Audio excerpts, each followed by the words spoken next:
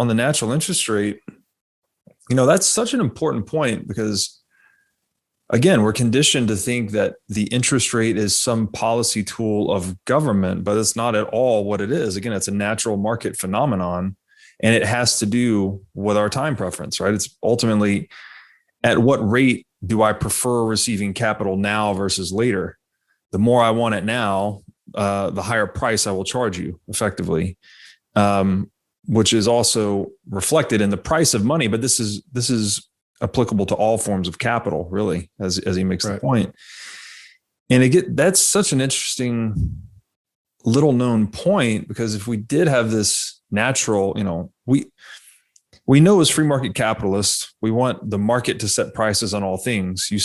You have a pricing czar or some form of government intervention setting pricing. You're only going to create surpluses or shortages, right? You're going to distort the market.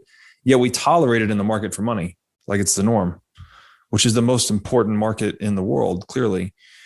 And it gets a little more interesting too when you start considering its relationship to civilization and the moral standard itself.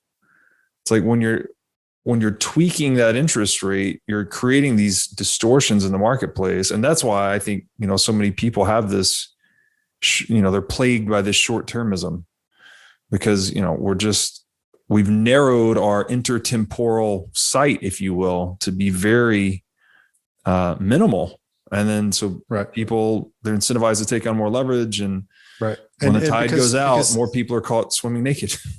And it's because the natural interest rate, when it falls, it should be a reflection of real savings. Yes. It should be a reflection of falling time preferences throughout the economy, where savers are choosing, using their free choice in a free market economy to save more of their capital for the future, right?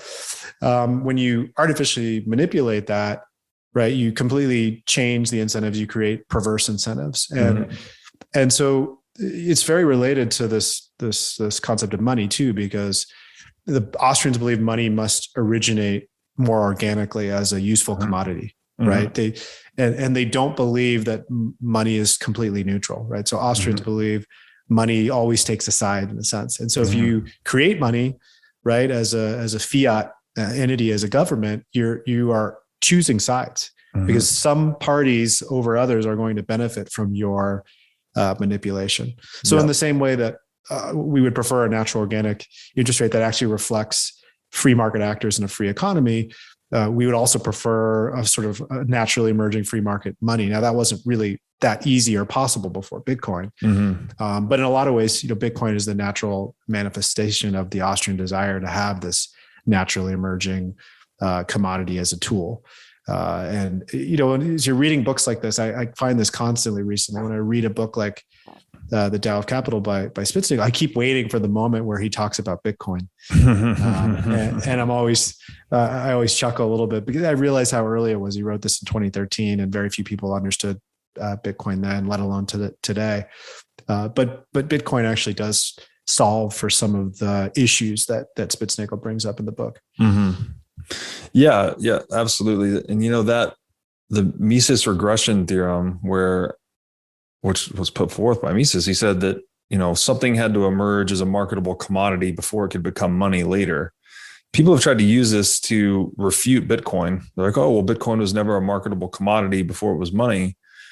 But I think, I don't know, there's a couple of ways to look at that. One is the things that comprise Bitcoin were clearly useful before Bitcoin, right? Like software and microchips and ledgers and all of these tools, very basic tools in a lot of ways.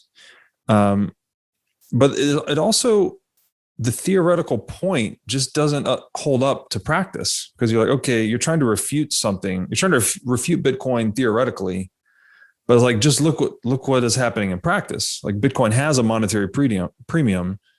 It's pure monetary premium. In fact, it trades 24/7. It's a $1 trillion asset. So you're trying to refute practice with theory, which I think is just kind of self-defeating. And then on the point of monetary neutrality, I mean, Bitcoin's so important in that way, because like whatever we monetize, we end up making more of. We just create an incentive to make more of that thing. Gold's a great example. 10, maybe 20% of its market cap is industrial use. The other 80% is store value. So we're like mining and producing a lot of gold, but really, someone joked this, that we pull it out of one hole in the ground to go and stick it in another hole in the ground, beneath a central bank, and we call it money. But it's the proof of work component to gold that made it useful money among its other properties.